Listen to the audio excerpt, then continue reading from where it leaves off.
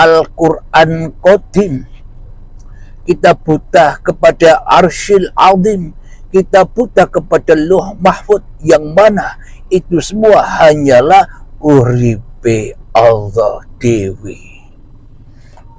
Apa buktinya?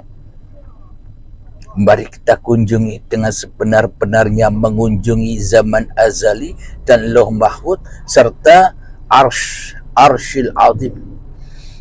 Bila sudah kita menyerahkan diri kita, memasrahkan diri kita lewat pintu baiat, maka kita akan bertemu dengan zaman azali itu. Maka kita akan bertemu dengan Lauh Mahfuz itu. Maka kita akan bertemu dengan Arsyil Azim itu. Di mana ia? Apa buktinya? Sudah tertulis takdir-takdir baik ataupun buruk kita. Sudah tertulis takdir-takdir taat dan maksiat kita. Buktinya apa?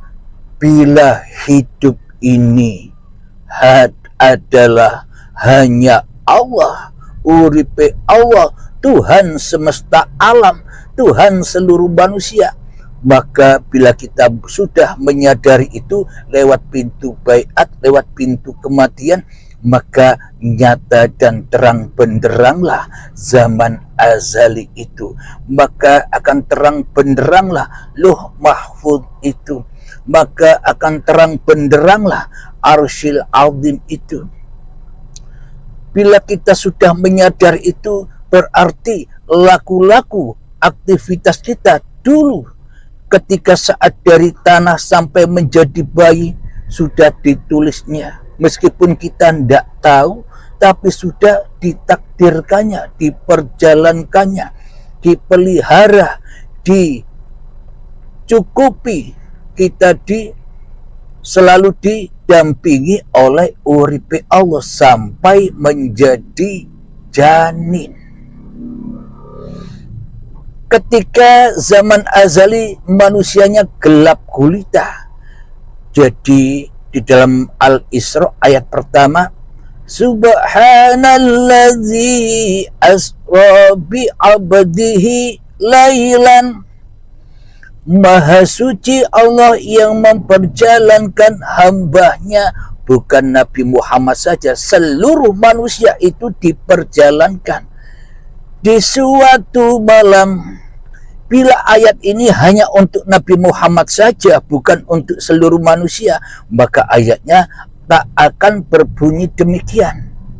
Bila hanya Nabi Muhammad saja yang diperjalankan, bila hanya Nabi Muhammad saja yang bisa Isra Mi'raj, maka ayatnya pasti berbunyi Subhanalladzi asra bi Muhammadin bin Abdullah.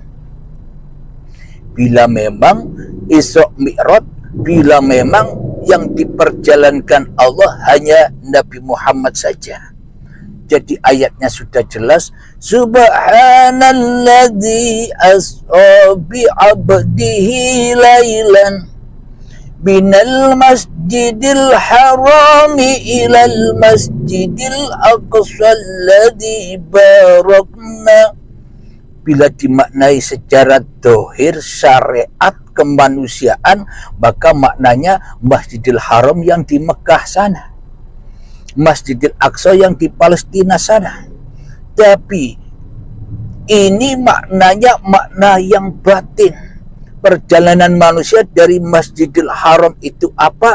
Dari Masjidil Haram itu adalah tanah, segumpal tanah, setitik tanah. Itulah Masjidil Haram, tanah yang suci.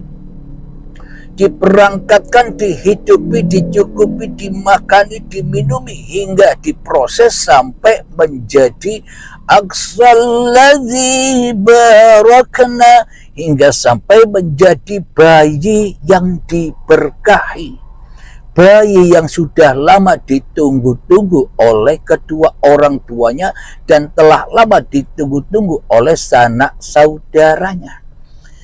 Inilah yang digambarkan bahwa Nabi Muhammad ketika Isra Mi'raj di dalam sampai di Masjidil Aqsa sudah ditunggu-tunggu oleh para malaikat, oleh para nabi dan rasul. Inilah lambang semua itu. Semua yang diceritakan di syariat itu lambang-lambang saja, kiasan-kiasan saja, bukan makna yang sesungguhnya.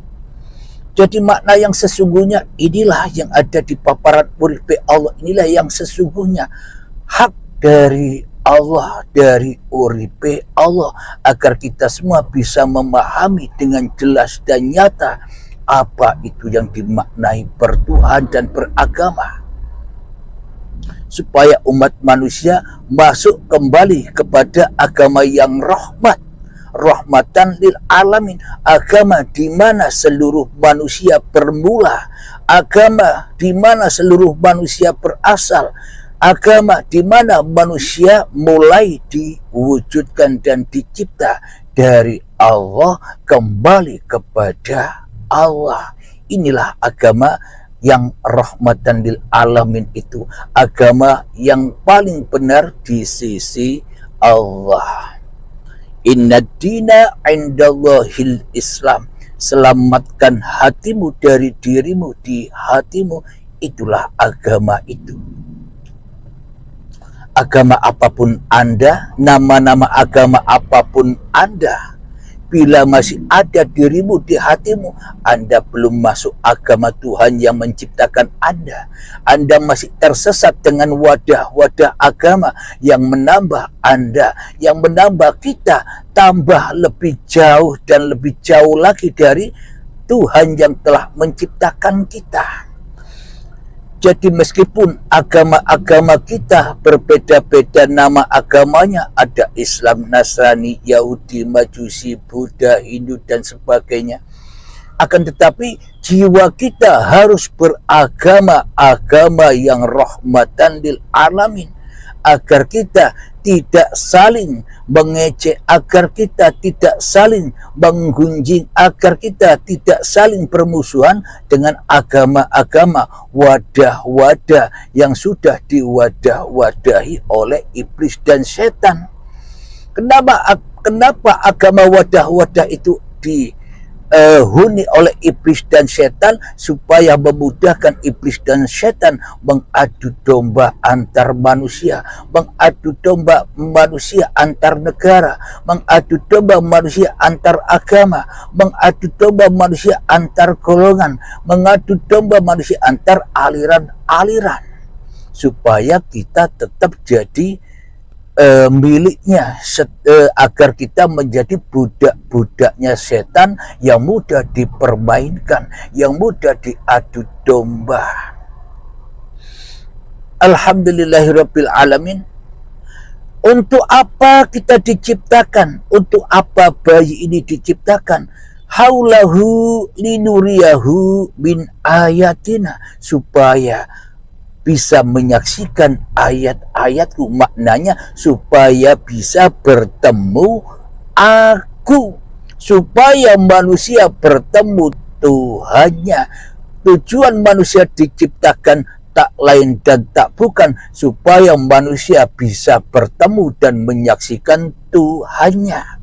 Itulah maksud dari Loh Mahfud, yang dimaksud dari Arsyil Azim, yang dimaksud dari zaman azali, sudah nyata di setiap dada-dada kekasih-kekasih Allah, di setiap dada-dada para nabi dan para rasul. Jadi zaman azalinya sudah tak goib lagi, bersamaan dengan nyatanya, jelasnya Allah di dalam hati para kekasihnya. Jadi zaman azalinya tidak goib, nyata. Apa buktinya? Setiap apa yang kita lakukan sepertinya seolah-olah kita yang melakukan bila orang lain melihatnya. Akan tetapi bagi kita, akan tetapi bagi para rasul, para nabi, bukan dirinya lagi sebagai pelakunya. Itulah yang dimaksud menyaksikan zaman azali, menyaksikan catatan-catatan Allah, menyaksikan kodok dan kodarnya Allah, menyaksikan takdir-takdir Allah yang disuguhkan kepada kita untuk kita saksikan sebagai ayat-ayatnya Allah.